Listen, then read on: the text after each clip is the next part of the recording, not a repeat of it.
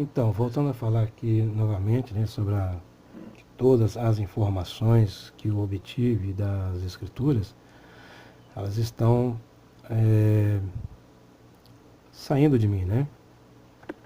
Eu me desliguei disso já faz algum tempo, faz anos que eu não estudo mais a escritura, então a gente vai abandonando e isso vai entrando no esquecimento. Embora eu tive que interromper o áudio um pouco, porque fizeram barulho, me chamaram ali, tive que parar para atender lá fora e agora estou continuando o áudio aqui. Pois bem,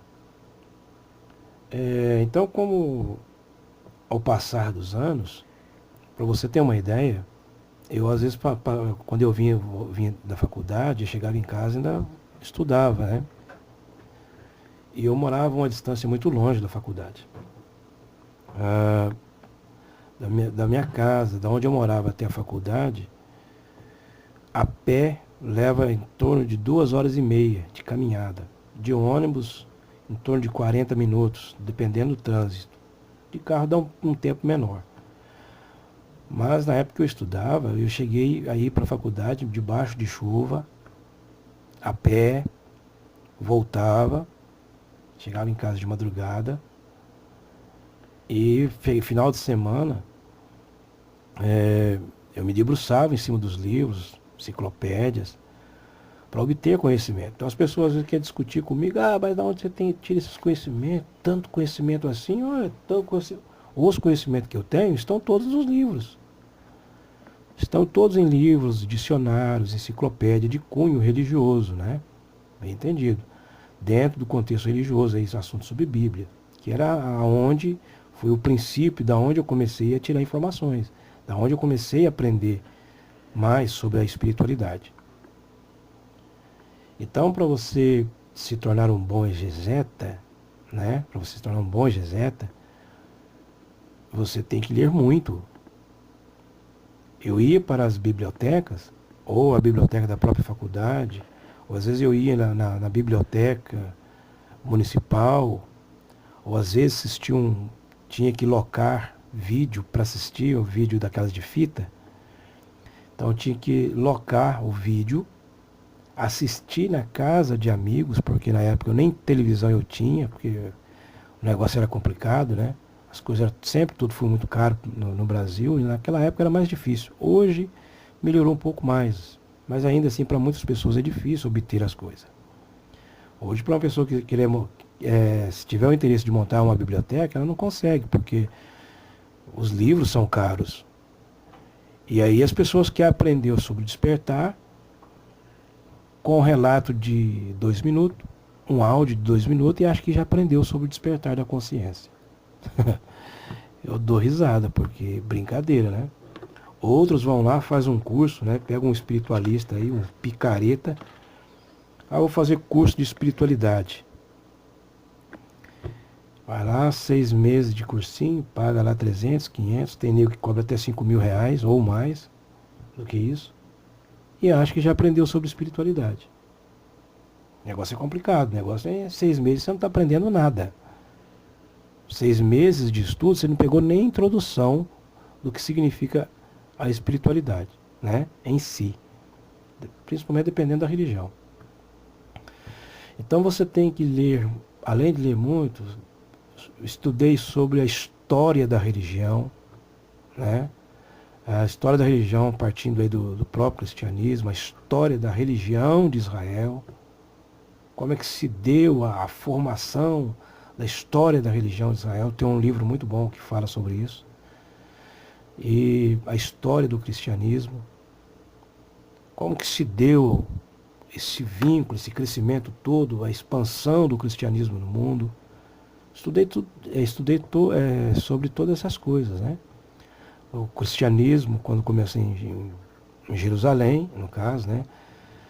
É um nome complicadíssimo. Eita, nome, vocês não têm noção do que significa isso. E quando o cristianismo ele se expande e ele sai das fronteiras, dos limites de Israel e vai para outros países e continentes, embora Naquela época eu não usava o termo continente, mas os países, né?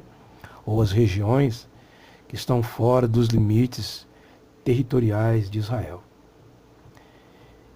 E a história que foi do cristianismo, que foi para o Egito, depois ela expandiu aí até mesmo entre os árabes, muito pouco, mas ela adentrou um pouquinho para os árabes, na Ásia, né?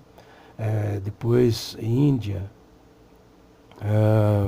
mas comumente mesmo o fator maior ela pega de Israel, passando pela Europa, a formação do cristianismo na Europa e depois a formação do cristianismo partindo para as Américas, né?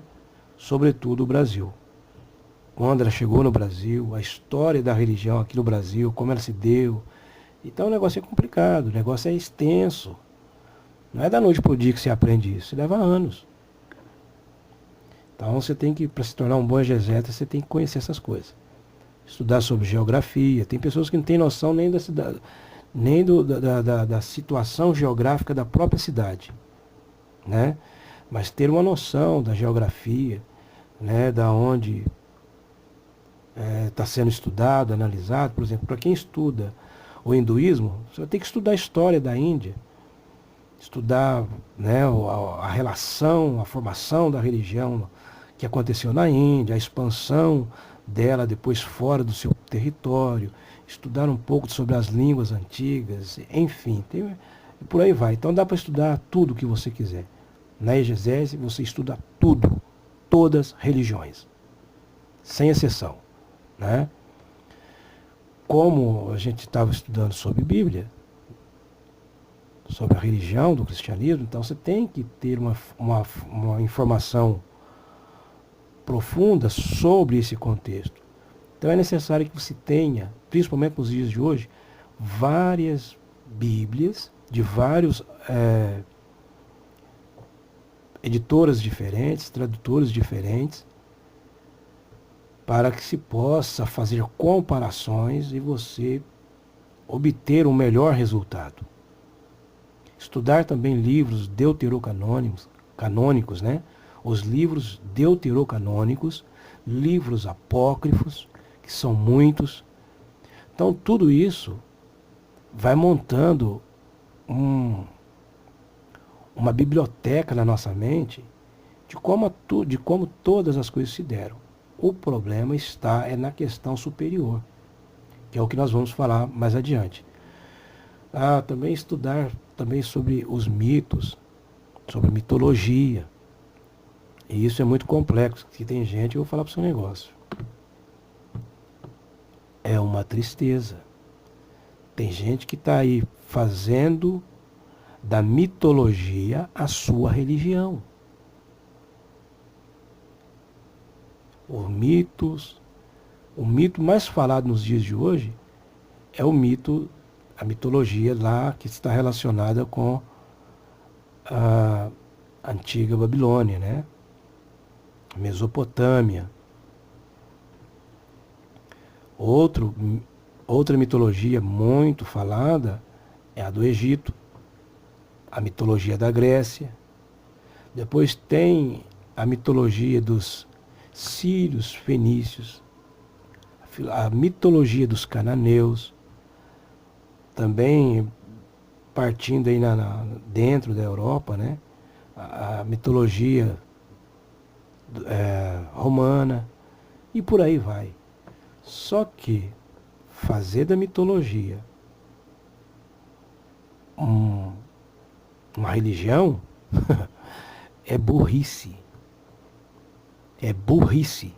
Me desculpa a expressão, porque eu estou vendo aí, tem pessoas aí fazendo da mitologia a sua religião e inserindo isso dentro do contexto do despertar da consciência.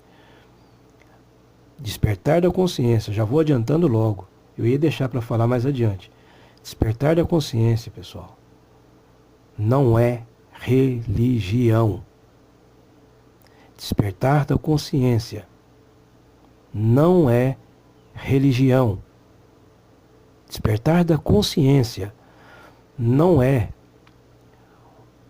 um dogma ou uma doutrina da religião. Mais adiante nós vamos abordar mais sobre isso. Mas o pessoal está aí fazendo disso uma religião, né? E isso não é religião. Ponto final. Sem conversa. Tá? Tem muitas pessoas que ficam aí falando, aí que dá até nojo de você ouvir o que as pessoas falam, porque não é bem por aí não. Tá?